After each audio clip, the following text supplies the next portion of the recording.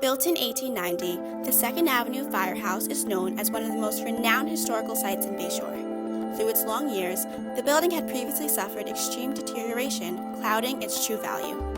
Luckily, light was found inside the bell tower when the building underwent a period of restoration sponsored by Susan Barbash along with the South Shore Restoration Group. I just love the fact that it is such a unique building on Long Island. It's what they call stick-style Victorian, where a lot of the structural detail becomes part of the exterior decoration. I love the bell tower, of course. Everybody loves the bell tower.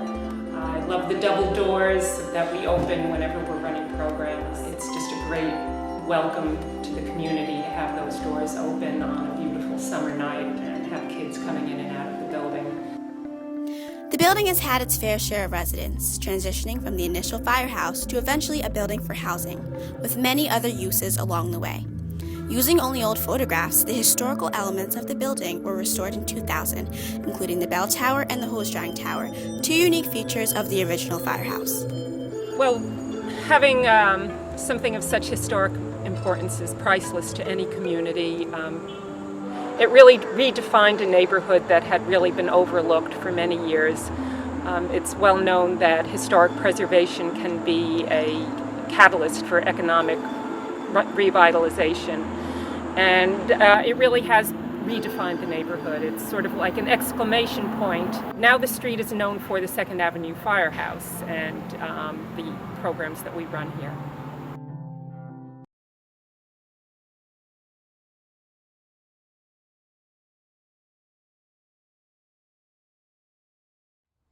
In Bayshore lies the oldest tradesman's house in town, the Gibson-Mack-Holt House.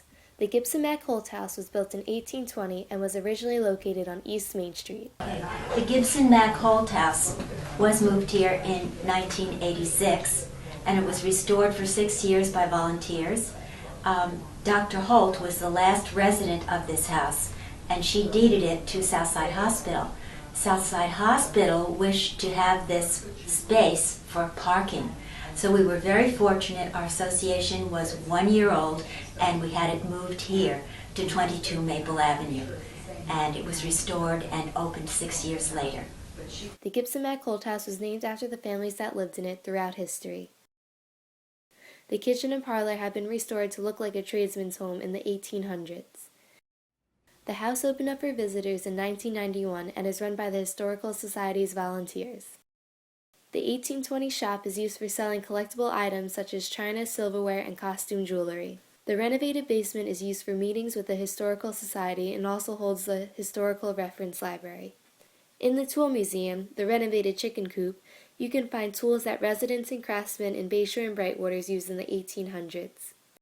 At the Gibson-Mack-Holt House, you can also find a grape arbor, a two-seater outhouse, a shed, and a Victorian herb garden. The Bayshore Historical Society welcomes visitors every Tuesday and Saturday from 1 to 4 p.m.